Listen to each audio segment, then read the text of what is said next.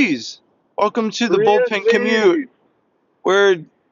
We're waving the flag for free and Azeez because 3 games is a lot of games. For those who don't know, this is the first Bullpen Commute. We're just driving to work and we're on the phone and we're gonna talk about the Texans and maybe other things too. Who knows? So we'll see. Tom, how's the commute going for you so far? You just get on the road? Just got started. So far, so good. My apartment complex, it's got like an interesting in and out. So I normally gauge how good my commute's going by how easy it is to get in and out of my apartment. And today we got in and out pretty quick. Sweet. Well, I've been on the road for a minute. I just hit the traffic part of my commute, so pretty slow moving right now. But we're getting there. We're getting there. I don't know, man. I mean, the big news is obviously Azeez, but I mean, Christian Harris. They reported again. I assume Aaron Wilson was like, I reported this a little bit back, but I should probably say it again. But he put out pretty late the other night that they still expect Christian Harris to come back week 15.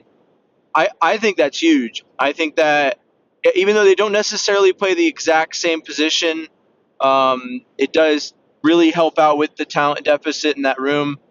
How do you feel about that part of things, like getting Christian Harris back when Azeez goes on IR or when Azeez goes on suspension? I mean, I'm really excited about it, but I'm excited about it for the postseason. I can't really expect him to just show up day one and be the animal that he was, at the end of the season last year. I think much like Danico Autry, there's going to have to be like a getting the game speed type thing going on, and I don't expect him to just be lights out week one. I think it's going to take a couple of weeks to get him going. He'll definitely be a welcome addition in that room, like you said. But I expect a little rust. I don't expect him to be flawless right out the gate. And those teams, you're probably going to require it. So I imagine there's going to be some criticism on the back end of that. Maybe Christian Harris is lost a step. Maybe he's not as good. And maybe the injury's still bothering him, and so on and so forth. I just really hope people temper those expectations and we see him flying around the football field like we know he can towards, week 17. I think it's important to remember that at the beginning of the season, people were caught I make this comparison a lot, but I feel like most fan bases are probably like this, but I'd compare it to the Israelites leaving Egypt, and being like, maybe we were better off as slaves. At the beginning of the season, looking back and being like, oh, Danielle Hunter doesn't even have a sack yet. I wish we still had Jonathan Grenard. And now I just saw a graphic the other day. This week, the Texans duo of Will Anderson Jr. and Jonathan Grenard have Will Anderson Jr. and Danielle Hunter have 19 and a half sacks. And then Jonathan Grenard, and I can't remember who he's paired with out there in Minnesota, but they've got 19 sacks. So right now we're kind of on the better side of that statistic. And I think that at worst, they're comparable situations. So the Texans kind of moved from one player to another and didn't lose anything. So, I'm going to give Christian Harris his grace. And I agree with you. I don't necessarily think that he needs to come back and move heaven and earth, but it's nice to have him return and see him take the field and get a feel for where he is. Another thing about the Azeez situation is that he posted on Instagram, he said, if you want me to be your villain, that's cool, I'll do it. And that he's taking that on. There's a picture of the Joker, a picture of him and the guys on the field. But the thing that took me about that was the comment section. So that's what I want to ask you. A lot of the players on the team came into the comment section on that and were like, oh, hey, yeah, we're with you 10 toes down. What do you make of that? How do you think, not just now, but the future of the team is affected by the decision to really back Azeez? Because someone brought up a really good point I saw, that defensive players are going to want to come and play for the Texans in the future because they've seen how Nick and D'Amico have handled this. But what do you think of that aspect of the situation? I really don't see that as changing much from what they've already been. You look at what D'Amico Ryans has advertised as a player's coach. You look at what Nick Caserio has advertised. He really feels like a player's GM. So for those guys to come to his defense and really, support a player, it's really on brand for them. So, I mean, obviously, yeah, there might be some positive pub, but I think that was always the case anyway. I really feel like Nick and D'Amico have done a really good job of trying to get the right guys in their locker room, and then they've supported them every chance they could. So when you've seen, struggling players, uh, they've rebounded and excelled. And then, obviously with this issue, I think, this only favors them. Yeah, I agree. I mean, I think specifically Nick Caserio going out of his way to come up with he had like three well thought out references as to why the league has been inconsistent. He didn't try and defend the hit itself. I think that was the smart thing to do. So in my eyes, and in both cases, right, they're attacking the valid arguments to make on the situation, which is that yes, Azeez hit Trevor Lawrence in a way that was illegal. Trevor Lawrence is injured. Sure, it's bad. It's not like we're as Texans fans being like, I hope Azeez injures every quarterback we play, or I hope every hit that Azeez delivers is just absolutely brutal and crushes every player. But like Azeez said it best, when he goes out there, he is trying to reach that fine line between a hit that's too much and the right amount. So sometimes it goes over. But Nick found the right approach of hey, inconsistency. That's what we're frustrated with. The NFL has not been consistent in enforcing this, and 3 games is a lot for a player who's never been suspended. D'Amico stepping up and being hey, I think we're overreacting a bit. That was an illegal hit, but we're standing by Azeez. We think that maybe people are making a bit much of this. And so I think that every step of the way, the Texans organization has handled this well. Someone pointed out that Cal and Hannah were in the room when Nick delivered his remarks about the inconsistencies, and there was people observing the way they received that, and they were 100% on board based on their body language when that statement was being delivered. So from the top down in this organization, you get the feeling that you're going to get that support when things go down like this, which is what you could apply that to football. You could apply that to day-to-day life. If I'm at work and something like this happens and I'm in that okay, I did something wrong, but I want my organization support that they're going to back me because they know that my work history does not make me to be this person that people are trying to paint me to be. So I think that there's a boost there. I wouldn't be surprised if some players hey, the money's comparable between the Texans and insert other team here. But obviously, you said, this is not unexpected. This is what we expected from the Texans. This has been consistent with who they are.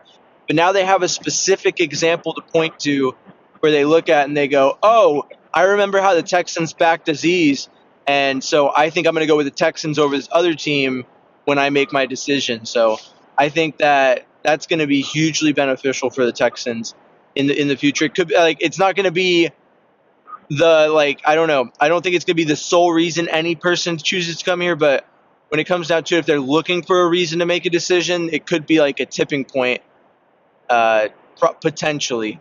But I mean, I don't know. One thing that I'd like to talk about is how you feel this affects the team going. So the Texans are going to the bye week 8-5. They've had I think maybe it's a little overblown how bad they've been in wins or how mediocre or underperforming they've been, but there is that element to the Texans, and you start to question, is this a Super Bowl team? I know that you've always been on the side of maybe that was a bit of a too much of a bump in expectations going into the season, but after seeing the way the Texans handled this situation and going into a bye week, how much do you think it's important to see them go into this bye week and then come out of it with all that's happened, a rejuvenated team that's maybe taking a step because of all that's happened, motivated by seeing how the Texans handled this situation or how the league has painted them? Another point to make is that it feels like the league is kind of pushing the Texans into the same territory that the Astros and Rockets and really Houston sports have played recently of the villain is what a lot of people are saying. Do you think that pushing the Texans into this villain role should be expected to motivate them to be significantly better coming out of the bye week? I don't necessarily look at it like that with the Houston sports teams are the villains, that sort of thing. I think it just kind of worked its way out that way. I definitely don't feel that way about the Rockets. But to answer the other question with how this works for the team, I really feel like this galvanizes them. It gives them something to fight for. This team was tired. This is like one of the latest bye weeks for any team all season. So when you think about playing, 14 weeks straight, that's a lot of football. In past seasons, that would be towards the end of the year for a lot of teams. So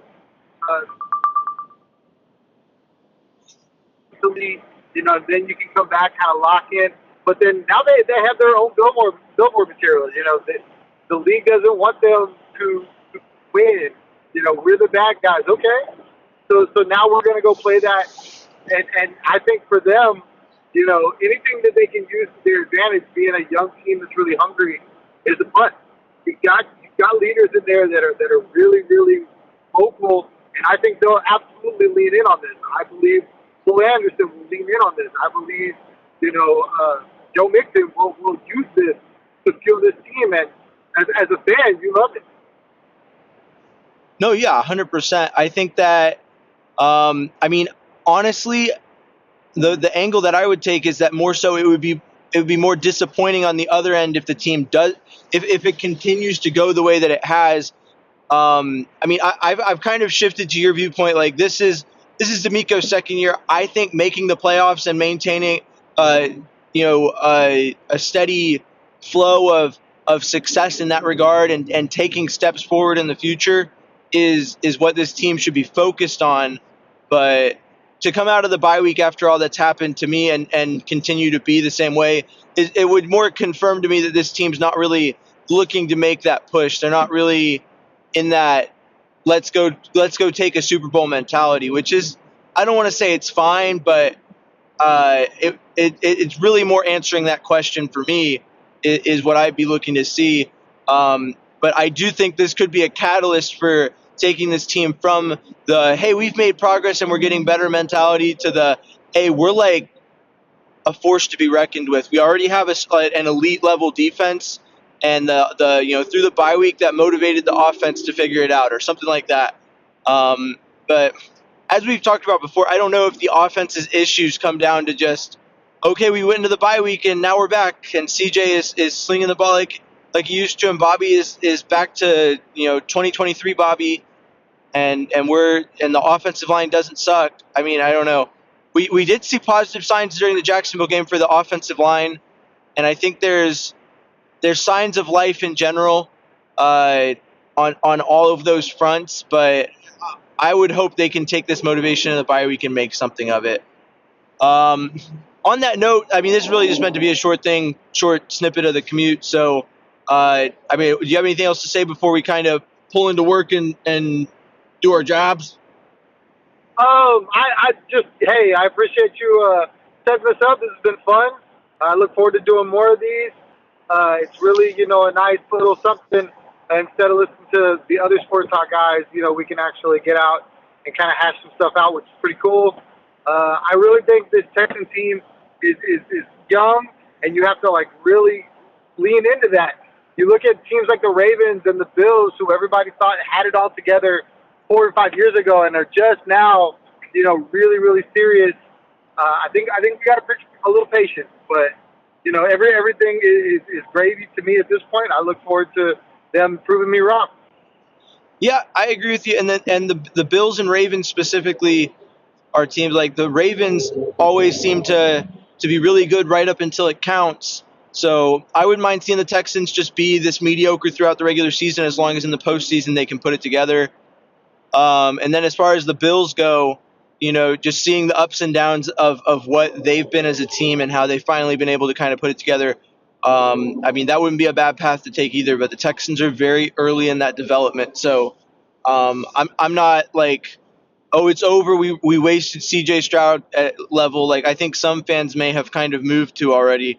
But I think that like we said, expectations were set really high this season really quickly because of how last season went. And I think we're just kind of getting those expectations tempered a little bit.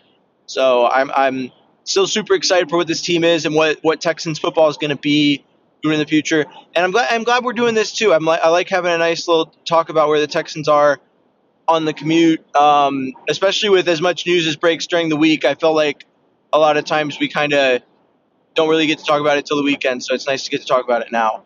But as always, thanks for tuning into the Bullpen. I'm James Roy. You can find me at James Roy NFL on Instagram and Twitter. Tom's TC Tom1 on Instagram and Third Coast Tom on Twitter. And thanks for commuting with us as always. Stay classy, Houston, and vamos Texans. Thanks for tuning into The Bullpen, a Texans podcast. Please like, comment, subscribe, and follow along for more Texans talk from The Bullpen. Pick the handoff. Stroud looking. Stroud.